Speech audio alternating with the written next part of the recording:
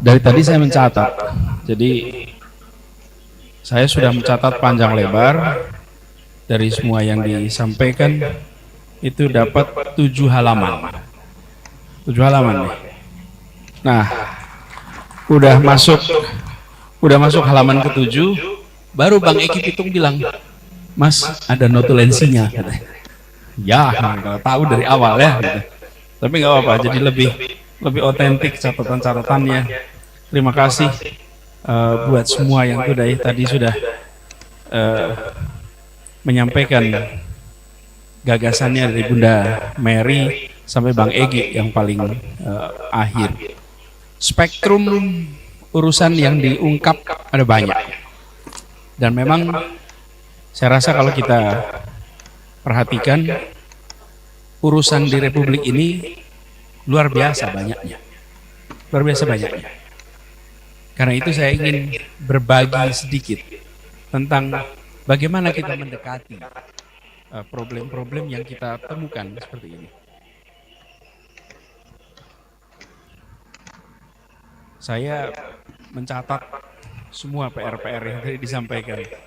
Jadi dari Bunda Mary, Pak Marskal Soeharto,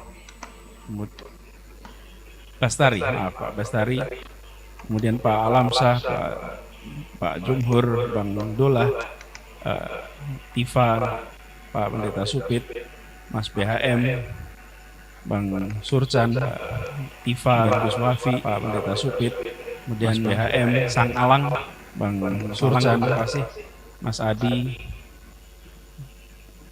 Oh, ini Mas Adi itu cerita sedikit soal Rendra, saya jadi ingat, Mas, ini banyak tadi menceritakan soal menjaga sikap kritis. Mas Adi mana tadi, Mas Adi? Ada Mas Adi. Jadi Mas Adi satu ketika tahun 2008 saya di Malang sama Mas Willy. Kebetulan peringatan 100 tahun 280 tahun Sumpah Pemuda waktu itu. Lalu di samping saya sama Mbak Ken Zuraida almarhumah, beliau menceritakan, dulu Mas Willy ini pindah ke Jakarta. Lalu ketika pindah ke Jakarta, dulu ketika di Jogja kita itu berinteraksi dekat. Pas pindah, saya malah baru ceritanya waktu itu dipesanin, punya kakek saya itu menulis surat untuk Ken. Suratnya itu singkat katanya, Ken titip jaga Rendra supaya tetap jadi pemberontak. Nah, kenapa? Karena kalau berangkat dari Jogja ke Jakarta, kecenderungannya tidak lagi jadi pemberontak. Ketika di Jogja pemberontak, ketika sampai ke Jakarta itu gelora perjuangan itu hilang. Jadi tadi mendengarkan puisinya Mas Adi dari Jogja ke Jakarta, saya jadi ingat tentang transformasi itu.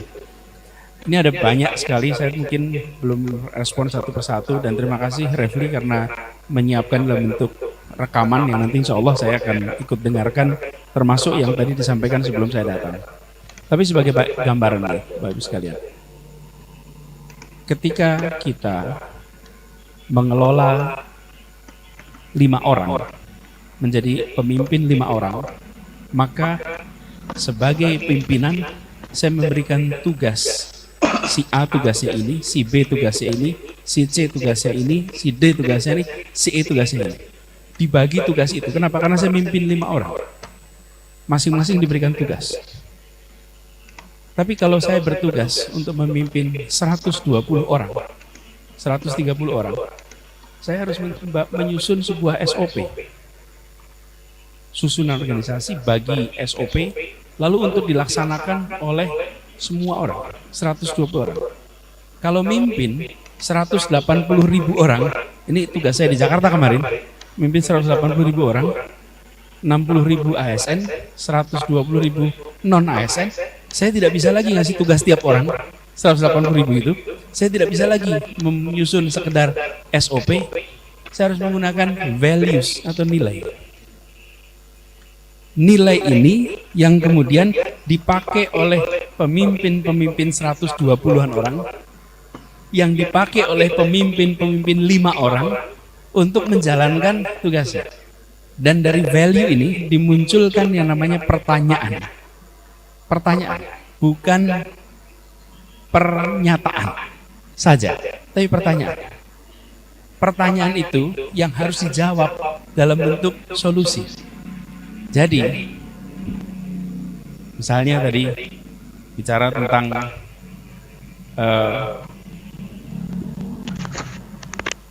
pesan sula berdikari. Nih, Jumhur tadi ngomong soal sula berdikari.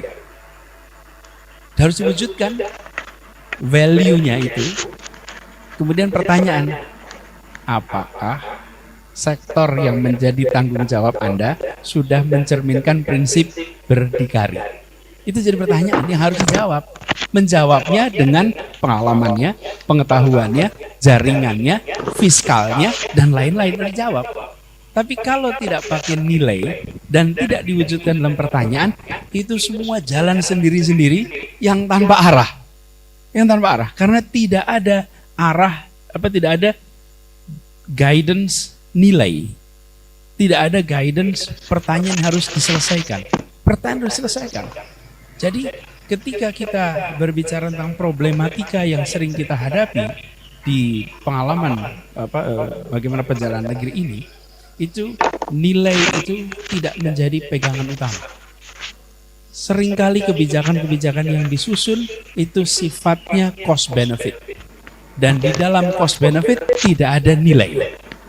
Cost benefit tidak ada values, bukan nilai dalam artian angka, tapi values. Kalau cost benefit tidak ada values, pasti. Nah, yang harus dikembalikan adalah bagaimana mengembalikan nilai sebagai kompas dalam perjalanan arah Indonesia ke depan. Itu yang harus kita ambil. Jadi ada pegangan nilai. Nah, nilai ini harus disepakati. Dan nilai disepakatan dari mana?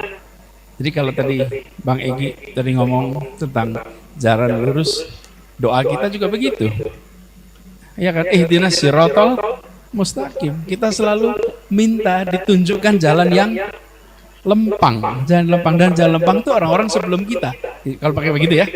Nah, ambil rujukan-rujukan utama di mana yang disepakati sebagai pembukaan Undang-Undang Dasar 1945 itu sumber nilai kita. Dan itu diturunkan menjadi pertanyaan-pertanyaan dijawab. Jadi saya cerita sedikit nih, abang kakak, bapak-bapak semuanya, ketika kami tugas di Jakarta, itu tiap-tiap urusan diberi pertanyaan yang harus dijawab. Dan pertanyaan dijawab itu yang membuat orang menjawab, memasukkan apa? Unsur keadilan. Bagaimana unsur keadilan itu tercermin dalam kebijakan yang dibuat di tempat Anda. Dan itu biasanya orang berpikir, gimana ngurusin jalan pakai unsur keadilan? Gimana ngurusin taman pakai unsur keadilan? Gimana ngurusin perumahan pakai unsur keadilan? Dan itu mengganggu, bukan mengganggu, di awalnya ada cognitive dissonance gitu. Gimana ya masukkan keadilan itu dalam semua unsur? Harus ada. Jadi kalau sekarang Bapak menyaksikan ada trotoar di Jakarta, itu karena pertanyaan sederhana. Bagaimana membuat jalan itu berkeadilan? Yang pakai kaki dapat tempat, yang pakai kendaraan tanpa motor dapat tempat, yang pakai kendaraan dengan motor dapat tempat, yang pakai kendaraan umum dapat tempat. Ketika jalan itu lengkap, di situ jalan berkeadilan. Jadi kenapa ada jalan kaki? Itu bukan kelihatan bagus, bukan. Ada satu prinsip. Nah, mereka yang mau pakai jalan kaki lewat mana? Yang penyandang disabilitas yang perlu jalan yang rata, itu di mana tempatnya? Kalau kita tidak memasukkan unsur keadilan dalam urusan jalan. Tapi pas pertama kali disampaikan, yang ngurusin jalan itu juga mikir, jalan sama keadilan gimana nyambungnya? Jalan sama taman harus keadilan. Taman itu keindahan, bukan keadilan, Pak. Taman itu bukan kehendak. Pertanyaan saya tentang keadilan. Karena itu values yang kita mau pegang. Jadi, habis sekalian, dari percakapan yang kita dengarkan hari ini, ada banyak sekali problematika. Kita melihat yang perlu kita lakukan ke depan, bagaimana menyepakati ini sebagai deretan nilai yang harus hadir. Merujuk kepada problem yang ada. Yang kedua, merujuk kepada garis yang sudah ditetapkan oleh para pendiri Republik ini. Dan seperti sampaikan Bu Nur Hayati tadi soal Indonesia, hari ini banyak, kalau kita bandingkan kita banyak jadi harus belajar ke tempat lain. Tapi kalau kita lihat masa awal Republik ini, Indonesia itu tempat dunia belajar pada kita. Dunia itu belajar, dan salah satu yang dunia kagum itu menyaksikan satu lembar pernyataan kemerdekaan kita yang namanya pembukaan Undang-Undang Dasar. Itu dunia itu betul-betul kagum dengan kita. Saya rasa kita harus kembalikan itu. Kebetulan tahun 2015 saya di Bandung ngikutin peringatan konferensi Asia Afrika, yang di sebelah saya itu duduk Menteri Luar Negeri dari Afrika Selatan. Terus dia menceritakan bahwa kami dari Afrika itu, orang-orang tuh berangkat ke Bandung, harusnya waktu itu Nelson Mandela, tapi kalau Nelson berangkat, diperkirakan dia tidak bisa pulang lagi.